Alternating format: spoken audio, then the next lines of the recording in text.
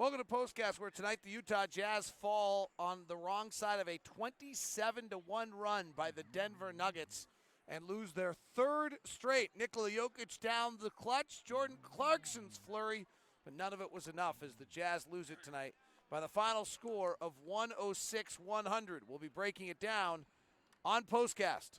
POSTCAST is brought to you by the store at 6200 South and 20th East. Stop by and visit the store. Also available for you at the Gateway there. Ron is sitting on his chair. I'm sitting down. I'm short, not this short, but that's the way it looks.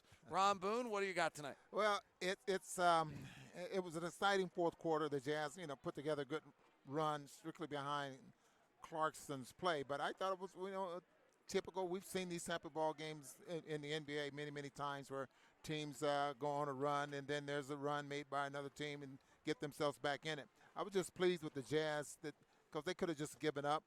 Obviously, Clarkson was the key to what was going on out there on the floor for the Jazz, putting himself back in the basketball game. But, I don't want to say typical basketball game, but we've seen this before. Well, the storyline during the Jazz hot streak was that they weren't playing good teams. Here they are suddenly going to play good teams, and they're not winning. Does this negate some of what we saw out of the Jazz in that hot streak? I think it negates a little bit because now the adjustment the Jazz have to make to what's being thrown at them now, and I think they have the personnel to get that done. We knew that it was this stretch was going to be tough.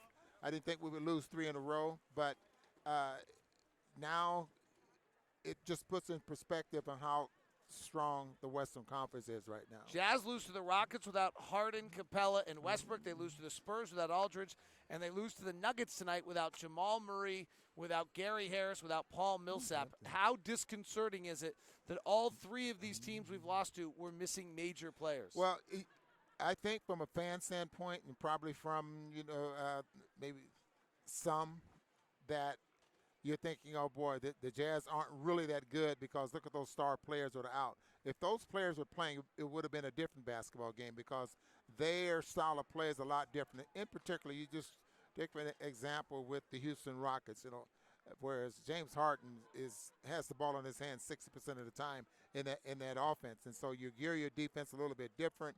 And the Jazz just was not ready for what the Houston Rockets threw at them. Tonight,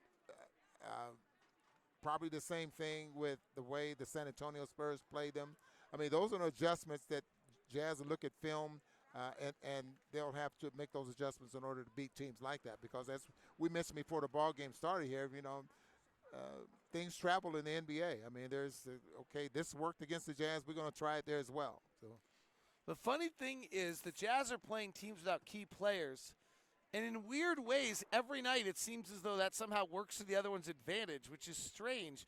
But tonight, instead of Jamal Murray or Gary Harris, who's a pretty good defensive player, Torrey Craig, who's their best defensive player, is guarding Donovan Mitchell. And really, he's the story of the night. 13 points, 11 rebounds, an assist, a steal, 2 blocks, 36 minutes. He's their Royce O'Neal. He was great, and he completely knocked Donovan out of the game. He really did. I think with him, he's 6'7", right? Yeah, he's 6'7", and that kind of bothered Donovan. I think he's very quick of good footwork and all that kind of stuff. But, yeah, I think that really bothered Donovan as well. Probably the best Donovan's been challenged, I think, in a couple of months anyway, defensively, because he has really – had the hot hand. He's really been playing very, very well. So, and then someone 6'7" just made it difficult for him. Nikola Jokic is the best post-late game clutch player. Chris Paul's right up there with him. But more game winners, more clutch plays, three-point shooting to boot. And when this game got close late, they went to him on 3 straight possessions. He answered all 3. He did. I mean, he is just a solid basketball player. I mean, he's complete. He can do it all. He passes well. He shoots the basketball well. Free throws are good. He can shoot the 3. I mean, what's not to like about him? He had one stretch, David, in the first part of the month of January where he was averaging 30, 10 and 11 rebounds, 6.5 assists, and he just went on a tear. And all that was done under 30 minutes of basketball game. So he's been on fire, and obviously an all-star like Rudy Gobert. Big excited about that. But he's just a solid basketball player. Jordan Clarkson brings the Jazz back single-handedly.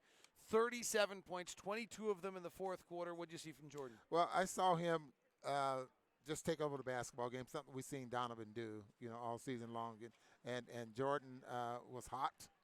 He just got to the point where everything he threw up he thought was going. I think he took 14 shots there in the fourth quarter, made 8 of them, and played the entire fourth quarter. Yeah, he played 12 minutes in that fourth quarter and 4 for 6 from the three-point line. So when you get hot like that, you shoot to your knot. And Quinn left him in there, and he gave the Jazz a chance to win it. I thought the most interesting thing to me in this game was in the first half, Jokic looked really uncomfortable. He's had this bad stretch against Rudy over the years. The third quarter, he came out and just finally asserted himself on the game.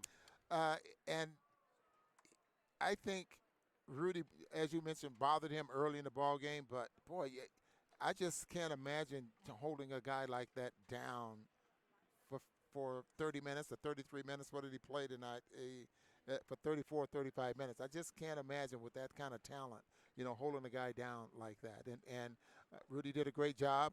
Obviously, Rudy's job is a lot more than just defending Jokic. He has to defend the basket and rebound for this team there as well. But probably one of the better basketball games he's had against Rudy throughout his career. So the Jazz lose their third straight. They head to Portland. Mike Conley will play in that game. And the Jazz can start to try to get this team back into its groove, get it rolling a little bit, and move forward in that one against Dame Lillard, C.J. McCollum, and the Portland Trail Blazers.